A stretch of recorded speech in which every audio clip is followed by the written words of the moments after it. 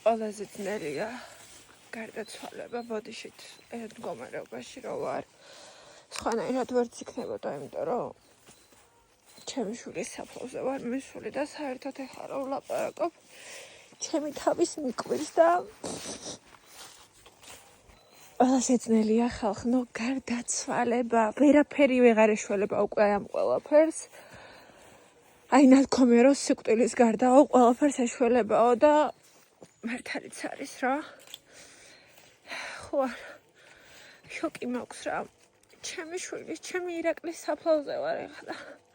просто ეგ ვიდეო და რამე ვერ გადავიღე, ვერც გადავიღებ, ანუ ადრე თუმად რო გადამიღეს და მე ჩამიგდეს თორე ანუ ეხაც კი ფეხები მეკვეთება, მანქანა ქვემოთ დავაყენე მოშორებით და აი სასაფლაოზე რომ მოვედი, აი რაღაც ვიყინები და არ მჯერა რომ ჩემი შვილი, ჩემი ანგელოზი, ჩემი თეთრი ანგელოზია გარდაცვლილი და რა ვნახე გარდაცვლილი ის მომენტებიც კი ჩემთვის დაუვიწყარია რა. ლიაკო დავტოვე მამამისთან და მაინც მოუნათლავი რო არ ამოვიყვანე საფლავზე. დავკეტყვით, არ დავტოვო შემთხვევით. არავის არ გისურვებ ცხოვრებაში მსგავსი ტკივილის გამოცდას. არავის მით უმეტეს შვილის გარდაცვალებას. საყვარელი ადამიანის გარდაცვალებაც ხო ძალიან ცუდია. მამა იყოს, დედა იყოს, ყველას ღმერთმა ყველა ჯანმრთელი გიმყოფოთ და დიდხანს გიცოცხლოთ. ნუ მართალია ჩვენი საყვარელი ადამიანები არასდროს მოგვეზრდება და ამ ტკივილის გამოცდა ოდესღაც მოგვიწევს სამწუხაროდ თითოეულ ჩვენთანგას, მაგრამ იყავით ძალიან ძლიერები რა. ერთადერთი ტკივილია, რასაც ვერ შევეწინააღმდეგებით. დამიჯერეთ. გისურვებთ ჯანმრთელობას, დიდხანს სიცოცხლეს, ბედნიერებას და არაფერია. ირაკლი ჩვენი ანგელოზია.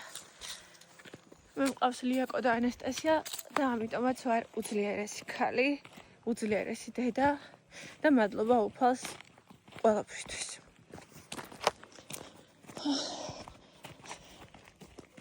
ასე რჩება რამოდენიმე დღით ბაბუასთან, ისე ჩამოვაკითხავ და მე ისე მოვალ ირაკლის საფლავზე.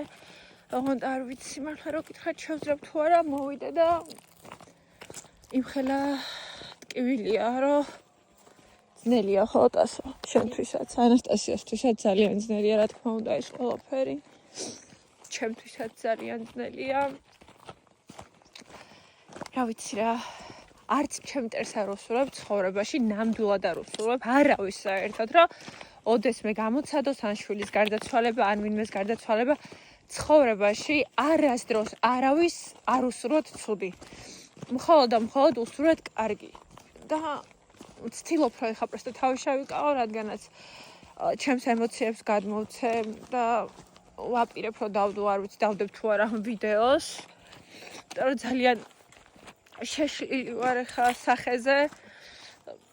მეტყობა კიდეც რომ იმდენი ვიტირე და იმდენად ძნელი იყო ჩემთვის თან თავი შევიკავე ანასტასიას გამო.